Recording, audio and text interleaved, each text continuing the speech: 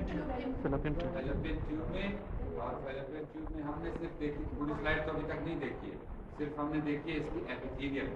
ये ल्यूमन है, आप देखें ये इसके फोल्ड्स हैं, इसमें भी सब म्यूकोसा एब्सेंट है। आप देखें इर्रेगुलर म्यूकोसल फोल्ड्स हैं, आगे जाके फिर डिवाइड हो रहा है, फिर डिवाइड हो रहा है। So these are the mucosal folds, and these mucosal folds are lined by epithelium. और epithelium होगी simple columnar ciliated epithelium. The epithelium of the fallopian tube or the uterine tube is the simple columnar ciliated.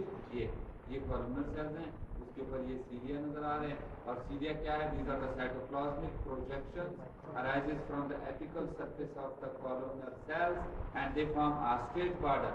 ये ऊपर एक straight border बनाएंगे, और इसके अंदर जो स्ट्रक्चर है this is the lamina propria because the lymphocytes are visualized.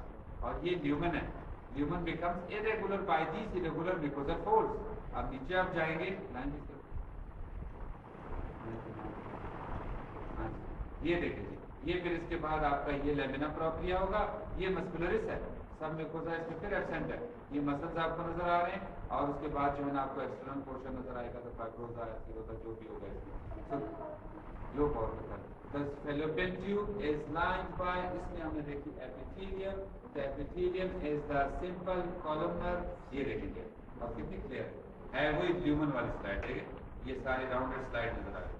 इसको भी देख, अगर मैं कहूँ कि this is the slide of the ureter, नहीं, this is the slide of the vermiform appendix. Gall bladder से नहीं, गॉल ब्लैडर में इस तरह के फोल्ड नहीं नजर आते। गॉल ब्लैडर में डायवर्टिकुला है, इसमें नहीं है। गॉल ब्लैडर में simple columnar non ciliated epithelium है, इसमें सिंपल कॉलमनर सिलिएटेड एपिथेलियम है। गॉल ब्लैडर में इस तरह का राउंडेड ल्यूमन वाली स्लाइड नहीं नजर आती। सही जी।